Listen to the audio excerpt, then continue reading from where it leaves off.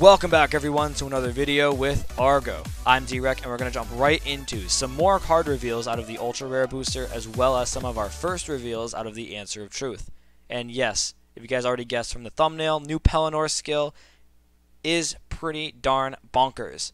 So I'm excited to see him come back, and I'm sure a bunch of Google Paladin players out there are also excited to see him come back. We're going to jump into that after we go over some of our other reveals. So starting off, we've got a new version of Battlefield Storm Sagramor.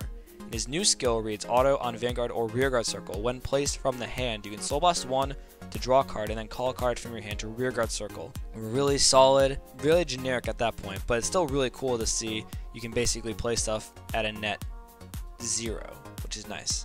You Soul Blast 1, draw a card. You're essentially giving yourself an increased shield value for your hand just because playing this has no shield. You basically guarantee yourself more defensive options during your next turn, which is nice. And gives you the opportunity to make really beefy columns. You call this to an Excel marker, and then you draw a card, call another one, draw another card, and then just go nuts. Like that it's better than its predecessor, which was just get plus 3k on attack. Next up, we've got a new version of Dandelion Musketeer Merca. Her new skill reads auto on Vanguard or Rearguard Circle. When placed, you can Soul Blast 1 to call a plant token to Rearguard Circle in the same column as her, and then her auto Rearguard Circle ability says when your other Rearguard is placed in the same column as her, she gets plus 3k until the end of turn. So really cool that it further abuses the new token mechanic that new Nectar this time around is getting. It just makes it more unique to the clan, and I like that. Moving along, we have got some new Angel Feather stuff, and our first reveal is Underlay Celestial Hesidial. Her skill reads auto on a Rearguard Circle. When placed from the hand, you can counterblast 1 to replace a unit card in your hand with a card from your damage zone, and then you put the card in your damage zone face up.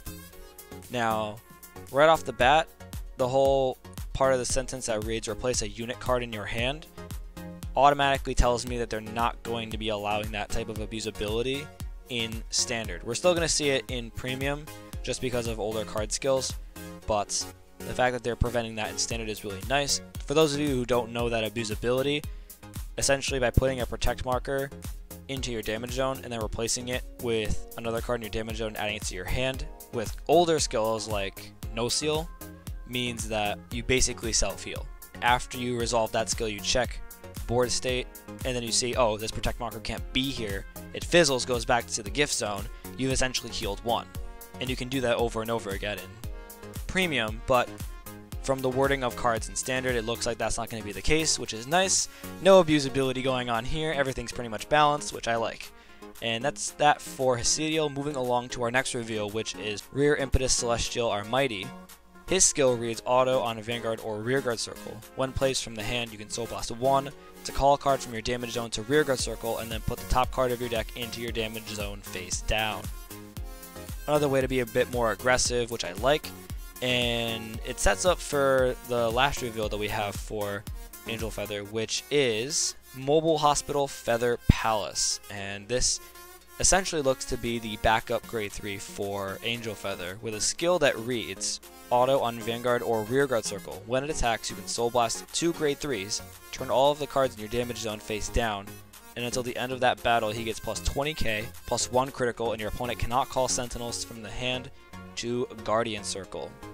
Now, from what I'm gathering so far, it looks like Angel Feather, even though they're going to be a Protect clan, are going to be very aggressive in the sense they're going to be allowing not just swapping cards from the damage to the hand, they're also going to be allowing for more calling from the damage zone to Rearguard Circle and being able to further build a board without wasting hand resources, which will be really cool if they're able to be very aggressive in the early game. Essentially, with new Zerakiel's skill, by using her skill, you're able to meet the requirements for Feather Palace's skill by your second grade 3 ride, which won't be super difficult. And I like that that's a really good finisher for the clan. So, going into some of our first reveals for the Answer of Truth, we've got a new grade 2 for Great Nature, which everyone knows because it's a reprint of an older card, and it is Geograph Giant. So back then he was a 10k vanilla, now he is a 9k with a skill that reads continuous on a Rearguard Circle. If this unit's on an additional Rearguard Circle, he gets plus 8k power. Automatically making him a 27k beater because of course it will be on an Excel marker. and that makes it a really solid 20k shield for any Excel or Protect clans. So I like that. We haven't seen too much yet, so I can't engage whether or not Great Nature is going to be viable. Hopefully they do really well by the new Leopold. And then next up, we've got a new grade 2 unit for Gear Chronicle called Bezel Dragon. And his skill reads auto when it attacks, you can counter boss 1, and this unit gets plus 5k power until the end of turn for each grade of your Vanguard, and at the end of that battle, bind this unit.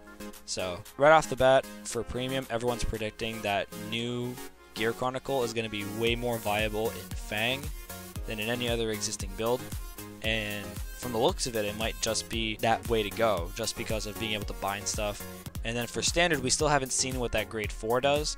We still want to know, just because if it has the force marker, that's essentially 3 force markers in the first grade 3 turn of the game for you guys, and it's really abusable. But if they don't give it the force marker, it'll just make it very fair in the sense that it'll be about on par with Angel Feather, being able to get 2 markers in the same turn. So that's it for older reveals. Now for the big badass boy himself, new Pellinore skill reads auto from the hand. At the end of the battle that your rearguard attack hits a grade 3 or greater Vanguard, you can counter boss 1 and soul blast 3 to ride this card as stand, and this unit gets drive -1 until the end of turn. Then the second ability is auto on a Vanguard circle. At the end of the battle that your rearguard attacked a Vanguard, you can counter blast 1 and return the unit that attacked to your hand. So super duper good. And depending on how you can abuse it with other cards that can superior call during the battle phase, it might make it very abusable to get a ton of multi-attacks off in that turn, just because of being able to call and then recall things and so on and so forth. So really solid, love it. And let me know your thoughts about any kind of combos you can do with it in standard. I'd love to hear what you guys think on certain deck builds and whatnot. That is it for this video, guys. If you guys enjoyed, be sure to leave a like and click the subscribe button for more content coming from me. Be sure to leave your notifications on so you can get all the newest updates from me, and I'll be posting more frequently as time goes on. We'll have some more feature matches as well as other reveals from certain live streams from Bushi. So thank you again for watching, and I'll see you guys in the next video. Peace out.